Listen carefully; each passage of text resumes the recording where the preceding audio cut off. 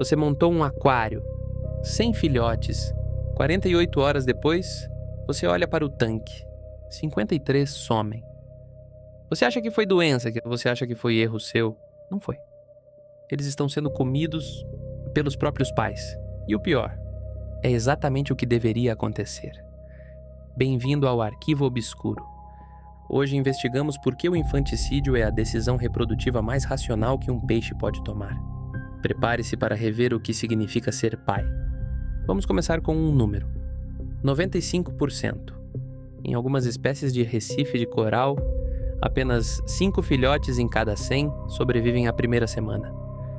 Os outros 95, comidos pelos próprios pais.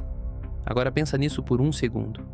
De 100 filhotes, apenas 5 chegam à segunda semana, e isso piora. Em peixes de água doce, especialmente ciclídeos, entre 30% e 70% da prole some nos primeiros 10 dias. Ciclídeo boca de fogo, 45%. Peixe-anjo, 55%. Governador, 62%.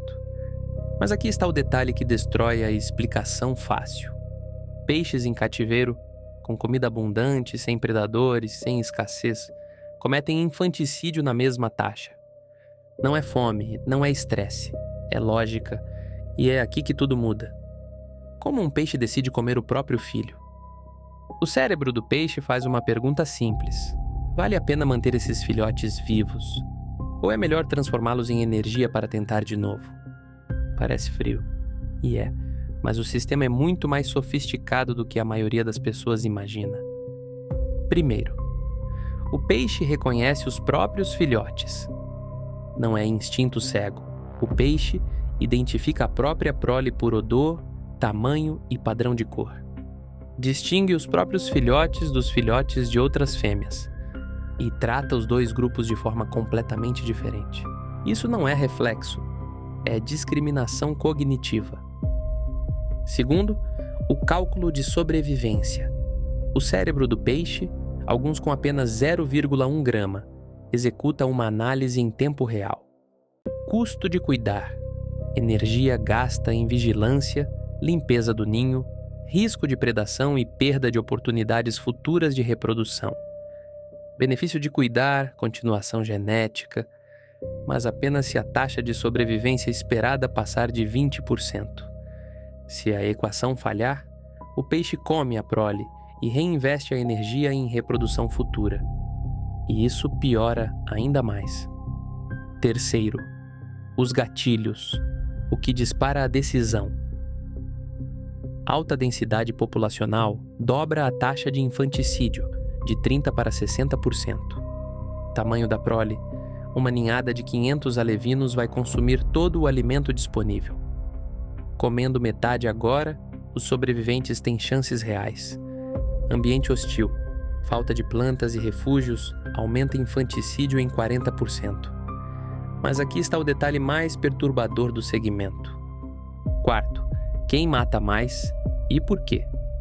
Fêmeas cometem infanticídio a taxas 2 vezes maiores que os machos. Por quê? Porque cada óvulo custa energia real. Se a prole não vai sobreviver, a fêmea recupera essa energia consumindo os próprios filhos. Além disso, fêmeas que comem os filhotes entram em novo ciclo reprodutivo 2 semanas mais rápido. Infanticídio pode ser uma estratégia feminina de reprodução máxima. Segmento 3. Canibalismo progressivo. O infanticídio em peixes não acontece de uma vez. É um processo, gradual, metódico, com fases. Fase 1. Os mais fracos desaparecem primeiro. Dias 1 a 3. Logo após a eclosão, os pais inspecionam visualmente toda a prole. Filhotes mal formados, pequenos demais, com sinais de infecção, são comidos primeiro. Isso não é crueldade, é seleção natural acelerada. Esses filhotes não sobreviveriam de qualquer forma. E isso piora. Fase 2. Os irmãos se atacam. Dias 4 a 7. Os alevinos crescem e começam a competir por comida. Irmãos se atacam. 40 a 60% da prole morre nessa fase. E os pais observam, sem interferir. Fase 3. O pai escolhe quem merece sobreviver. Dias 8 a 14. O pai identifica os alevinos mais fracos, aqueles que perderam os confrontos entre irmãos, e os consome sistematicamente. A lógica é simples e brutal. Se você não consegue escapar do próprio pai, não sobreviverás a um predador real. E é aqui que tudo para. Fase 4. Estabilização. Dia 15 em diante. Se a prole foi reduzida a 15 ou 20% do tamanho original, o infanticídio cessa. O pai reconhece esses indivíduos como sobreviventes viáveis e passa a investir em cuidado ativo. De cada 100 alevinos, o pai investe cuidado em apenas 8 a 15. Os outros 85 são convertidos em energia reprodutiva futura. É controle de natalidade biológico, executado pelos próprios pais. Segmento 4. Variação entre espécies. 7h30 a 9 horas. Cada espécie desenvolveu sua própria variação desse comportamento, e algumas chegam a extremos que parecem impossíveis. Peixe palhaço. A fêmea dominante pode eliminar todos os filhotes de outras fêmeas do grupo. Se apenas sua própria prole existe, o infanticídio cai para 20%. Se existem filhotes de outra fêmea, 0 sobrevivem. Peixe anjo. O macho policia o infanticídio da fêmea. Em pares monogâmicos, ele patrulha a prole e ataca a fêmea se ela tentar comer os filhotes. Taxa com o macho presente, 25%. Taxa quando a fêmea fica sozinha, 85%. Governador, qualquer alevino que sai do refúgio de plantas é consumido imediatamente pelo pai. O comportamento é tão sistemático que parece intencional. Por que é? Taxa de infanticídio, 65% a 72%.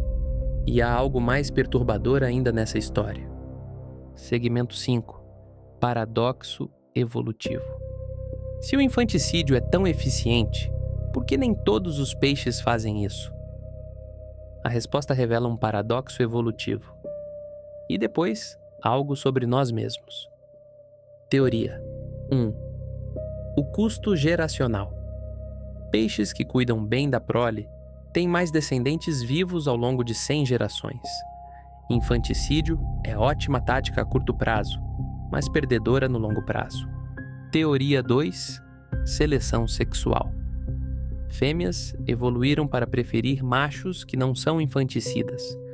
Um macho que protege filhotes sinaliza: tenho recursos suficientes.